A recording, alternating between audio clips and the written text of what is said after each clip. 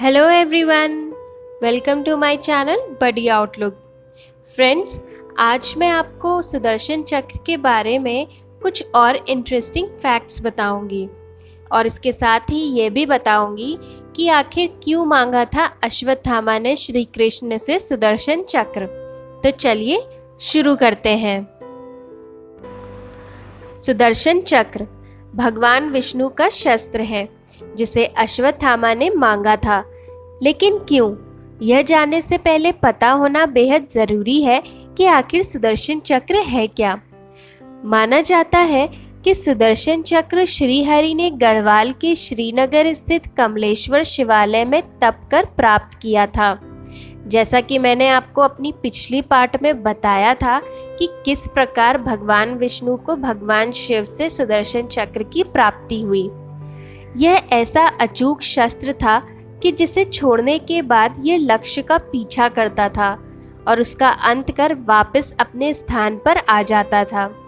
श्रीहरि इसे तर्जनी में धारण करते थे, जिसे आज भी उनकी मूर्ति और चित्रों में देखा जा सकता है।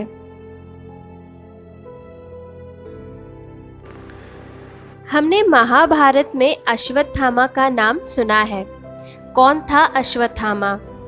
अश्वत्थामा कौरव और पांडवों के गुरु द्रोणाचार्य का पुत्र था। अश्वत्थामा के जन्म की पौराणिक कथा बहुत रोचक है। महाभारत युद्ध से पहले गुरु द्रोणाचार्य अनेक स्थानों में भ्रमण कर रहे थे। वह हिमालय पहुंचे और वहां तमसा नदी के किनारे एक दिव्य गुफा में तपेश्वर शिवलिंग के सामने तप किया। शिव उनके तप से प्रसन्न हुए, उन्हें संतान प्राप्ति का वरदान दिया। कुछ समय बाद द्रोणाचार्य की पत्नी कृपि ने सुंदर तेजस्वी बालक को जन्म दिया। अश्वत्थामा जब जन्मे तो रोते समय उनके मुख से घोड़े के हिनहिनाने की आवाज आ रही थी, इसीलिए उनका नाम अश्वत्थामा रखा गया। जन्म से ही अश्वत्थामा के मस्तक में एक अमूल्य मणि थी, जो कि दैत्य, दानव, शस्त्र, व्याधि, देवता, नाग की मणि की तरह ही दिखाई देती थी। महाभारत में उल्लेख मिलता है कि एक बार अश्वत्थामा द्वारिका पहुंचा। श्री कृष्ण ने उसका बहुत स्वागत किया।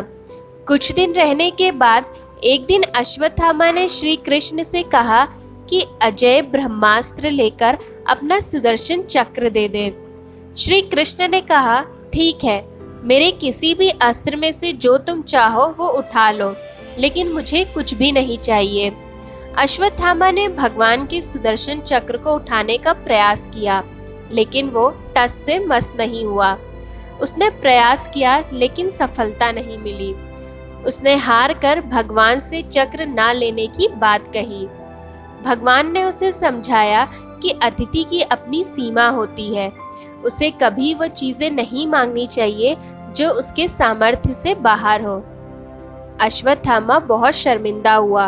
वो बिना किसी शस्त्र अस्त्र को लिए ही द्वारिका से चला गया।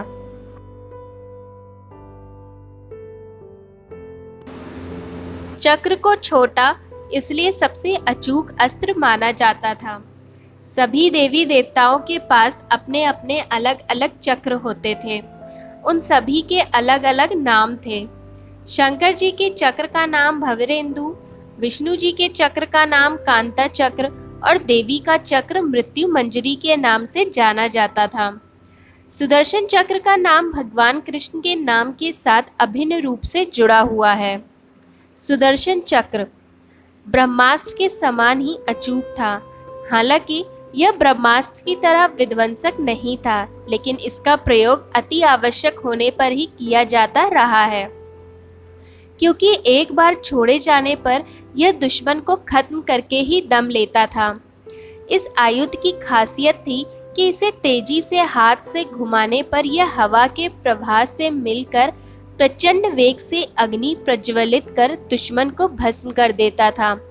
यह अत्यंत सुंदर, तीव्रगामी, तुरंत संचालित होने वाला एक भयानक अस्त्र था। परमाणु बम के समान ही सुदर्शन चक्र के विज्ञान को भी अत्यंत गुप्त रखा गया है।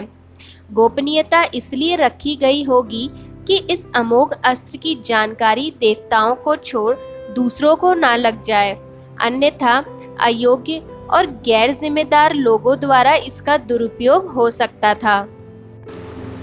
सुदर्शन 2 शब्दों से जुड़कर बना है, सु यानी शुभ और दर्शन। चक्र शब्द भी 2 शब्दों के मेल से बना है, जिसका अर्थ है गति यानी हमेशा चलने वाला।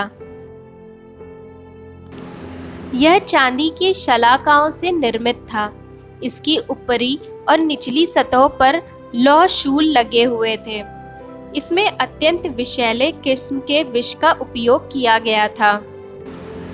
सुदर्शन चक्र से जुड़ी एक कहानी यह भी है कि इसका निर्माण विश्वकर्मा के द्वारा किया गया है।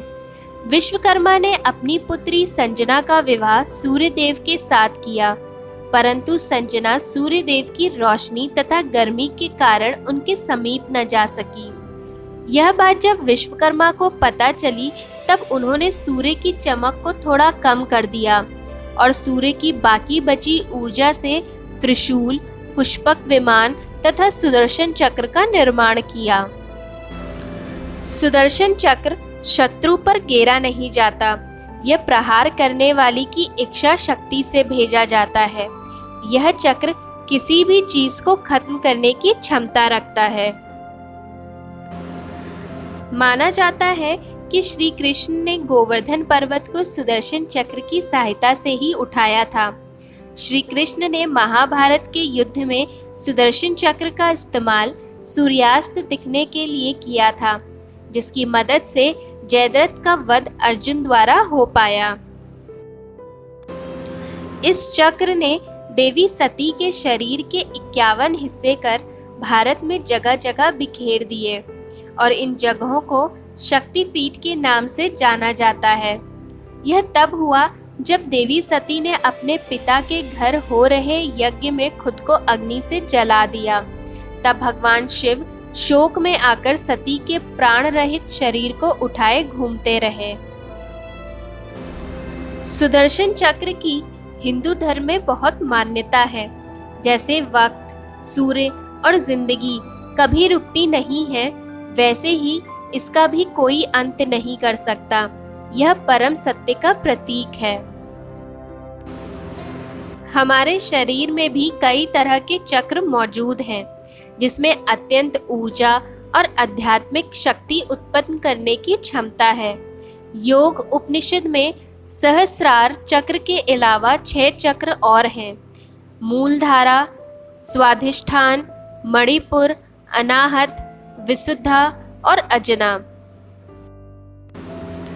श्री मंदिर के रत्न सिंहासन के 4 देवताओं को चतुर्धामूर्ति कहा जाता है, जिनमें सुदर्शन चक्र को भी देव माना गया है। सुदर्शन चक्र को यहाँ एक खंबे के जैसा दर्शाया गया है। इन्हें ऊर्जा और शक्ति का देवता कहा जाता है। तमिल में सुदर्शन चक्र को चक्ररथ अजवार भी कहा जाता है। थाईलैंड की सत्ता का नाम भी इसी चक्र के नाम पर रखा गया है, जिसे चक्री डायनेस्टी कहा जाता है। राणों के अनुसार विभिन्न देवताओं के पास अपने अपने चक्र हुआ करते थे। सभी चक्रों की अलग अलग क्षमता होती थी और सभी के चक्रों के नाम भी होते थे। महाभारत युद्ध में भगवान कृष्ण के पास सुदर्शन चक्र था।